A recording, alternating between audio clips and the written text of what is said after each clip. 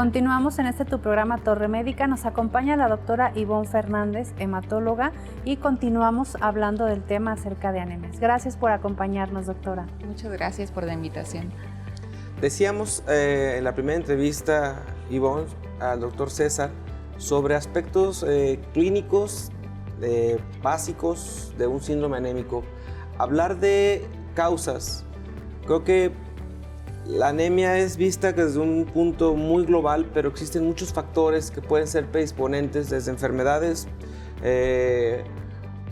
inmunológicas y otras muchas más, pero creo que el auditorio tiene que entender que la anemia puede tener una condicionante a veces no identificada y a veces hacemos caso omiso y los pacientes no acuden a una evaluación porque a veces el médico que está valorando de inicio el padecimiento no da el paso a referirlo a un hematólogo que haga un escrutinio más a detalle, ¿cierto?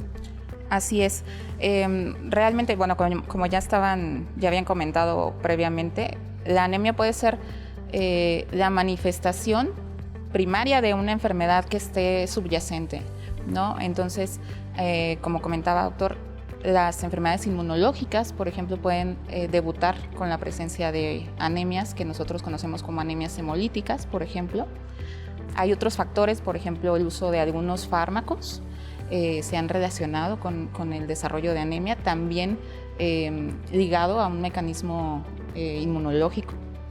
Entonces, es importante que todos los médicos de primer contacto tengan en cuenta que la anemia puede ser finalmente la primera manifestación de una enfermedad que puede ser grave y que finalmente tratando esa enfermedad podemos mejorar las condiciones en cuanto a los niveles de hemoglobina de los pacientes, ¿no?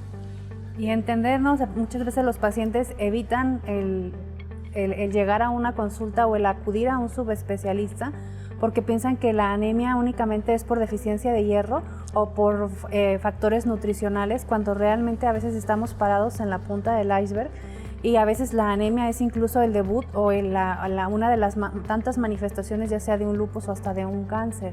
Así es. Y el llegar con ustedes es iniciar no solo con una biometría hemática, ¿no? Llegamos con ustedes y a veces el paciente no entiende, lo digo porque incluso me acaba de suceder, no entiende que una biometría hemática es apenas el debut o el inicio de una serie de estudios que vamos a empezar a solicitar. Así es, doctora. Normalmente cuando llegan con nosotros los pacientes ya referidos por algún otro médico, normalmente ya tienen grados severos de anemia. Entonces, para nosotros pues ya es un poquito más complicado. La batería de estudios que tenemos que solicitar pues son muchísimos para poder localizar o identificar exactamente qué es lo que está pasando o qué le está afectando al paciente en ese momento, ¿no? Yo sí creo que de repente a los profesionales de la salud nos falta esa humildad para reconocer qué hacer o trabajar en equipos multidisciplinarios. Lo digo como experiencia, tengo la fortuna de tener como parte del equipo de trabajo en el Hospital Country, pero que el doctor César forma parte él es el hematólogo de nuestro equipo, y la forma en la que se hace un equipo le da también al paciente y a la familia esa confianza de poder hablar un mismo lenguaje. ¿Por qué? Porque a veces creemos que el dominar ciertas áreas dentro del área de manejo de la anemia, por ejemplo, en mi especialidad, en la nefrología, pero cuando tú ves que el comportamiento es errático, cuando ves que el comportamiento, y ya haces una evaluación más detallada, ¿no? Y empiezas a buscar, dices, no solo una de las series celulares está teniendo un comportamiento anormal, aquí hay algo más. Te quitas la venda de los ojos y dices, a ver, ¿me permito hacer una interconsulta? O le comento el caso al hematólogo y le digo, a ver, ¿crees que sea solo esto? Échale una revisada. Yo creo que al paciente, a la familia del paciente y al equipo médico como que de algún modo nos permite fortalecer mucho para el manejo apropiado. Yo creo que ustedes como hematólogos, cuando llegamos a veces a tocar la puerta es cuando el paciente ya viene arrastrando una serie de situaciones clínicas en donde ya viene con los pies, ya viene con una insuficiencia cardíaca por una anemia severa, y que obviamente lo dejamos hasta el último momento. ¿Por qué pensar así, verdad? Pues, ¿qué le puedo decir, doctor? Es el pan de cada día que vemos, no solo en los hospitales privados, también en los hospitales públicos sucede. A veces creemos que podemos tratar absolutamente todos los padecimientos y la verdad es que no, tenemos que apoyarnos entre nosotros y para eso estamos cada quien especializado en ciertas áreas para la mejora de los pacientes. Digo, finalmente lo único que uno intenta es ayudar a los pacientes a que sanen. Entonces, pues nada más sería cuestión de crear espacios como estos, Ivonne. Yo creo que sí te da la idea de que es permitir tanto al auditorio y a la teleaudiencia que nos hace el favor de acompañarnos como cada semana, pero también a los colegas que de algún modo a veces nos limitamos un poco a atrevernos a tocar por decir, es que no pude manejar una situación que se me salía de las manos. No hay que esperar hasta que llegue un punto, ¿no? Yo creo que lo que dices tú lo vivo de alguna manera yo y no pasa nada, ¿verdad? No, claro que no. Realmente no pasa nada con que de algún modo, si eso era algo más simple, yo creo que la seguridad... Simplemente, pues no minimizar, ¿no? La gente puede decir, ay, eso solo es una anemia. No pasa nada. Pero, ¿y si hace algo más?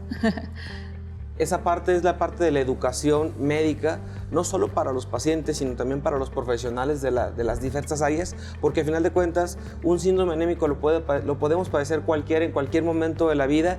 Obviamente, la mujer tiene un lugar muy especial por condiciones de pérdida, por condiciones de maternidad, que de algún modo la hace más susceptible. Pero nosotros los varones también tenemos una condicionante que en cualquier momento, hoy, se han desatado una situación de casos y cosas que quizás el mismo COVID ha venido a cambiarlo. La importancia de la donación, cómo crear conciencia, Ivonne, en la sociedad y entender que la pandemia limitó mucho la donación altruista. Así es, doctor. Estamos teniendo muchos problemas, serios problemas de donación en los hospitales, tanto privados como públicos, justo a raíz de la pandemia, ¿no? La gente ha creado algunos mitos sobre el hecho de que tal vez no pueden donar por justamente la cuestión de COVID. Mencionan algunos que tienen que estar vacunados. Eso es mentira. Los donadores no tienen que estar vacunados para poder donar, ¿sí? Y hay quienes dicen, no, yo me vacuné, entonces no puedo donar. Eso también es mentira. Después de la vacunación pueden ir a donar sin ningún problema. Entonces, en estos momentos sí es muy importante decirle a todas las personas que nos ven que acudan a donar. Los hospitales no nada más están ahorita llenos de enfermos de COVID.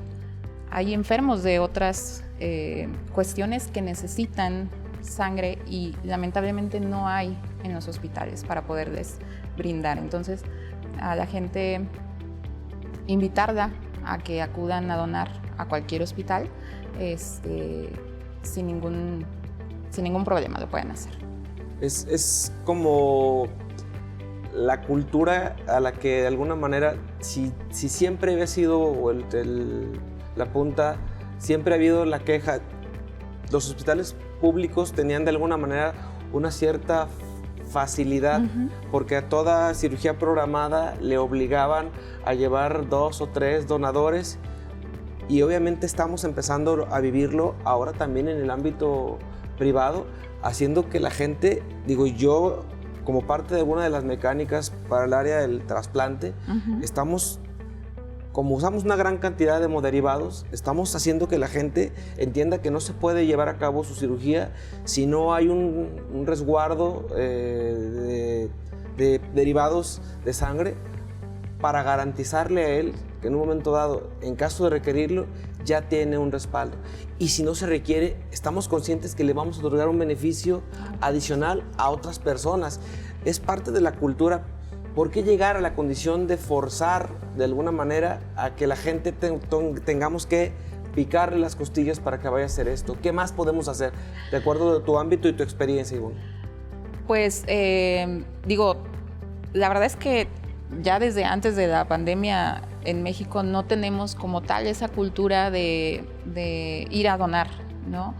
Como usted menciona, las donaciones que se hacen en los hospitales normalmente son dirigidas y por alguna razón en especial, ¿no? Porque tienen que donar, si no, no transfunden a su paciente, si no, no lo operan, X o Y razón. Quitar los mitos que se han formado alrededor de la donación, el acudir y donar un paquete de sangre puede ayudar hasta 5 personas, ¿sí? O sea, podemos salvar la vida de 5 personas con solamente donar un paquete de sangre. Entonces, no pasa absolutamente nada, no hay ningún riesgo para la persona que va a donar. Entonces, nada más invitarlos a que acudan, ¿sí? Que se quiten todos los mitos que tengan en su cabeza y que vayan a cualquier hospital y que donen de manera altruista.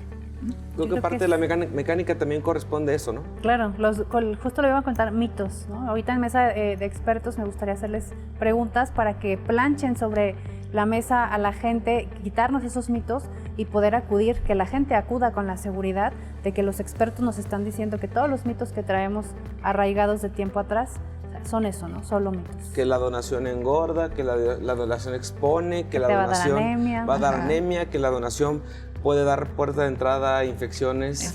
O sea, todo este tipo de cosas que de alguna manera lo escuchas y que aunque te lo expresan en un folleto que no lee la gente y que obviamente con una pregunta o con una de las cuestiones que hay ahí que no les cuadre, lo contemplan como no viable.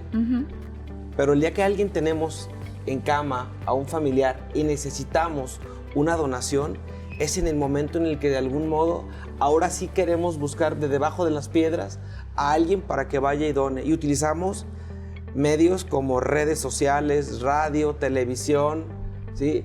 Para poder solicitar que alguien se atreva a hacer una donación altruista y pensando en que tenemos una situación que pues, está poniendo quizás en riesgo la vida de un familiar cercano o uno mismo, ¿no? Es en ese momento cuando empezamos a tomar otra cultura. Para ti que nos ves a través de pantalla y has vivido una situación como esta, por favor, ayuda a cambiar ese precepto, a cambiar esa ideología, porque hoy, con el fenómeno pandemia, con el fenómeno COVID, la gente tiene como que una serie de mitos que tenemos que borrar. Yo creo que en la sección de Mesa de Expertos, Ivonne, le pediremos a César y a ti que le ayuden a la sociedad a borrar esos contextos que tienen mal fundados y a planchar un criterio diferente. ¿Te quedas con nosotros? Claro, y continuamos en Torre Médica.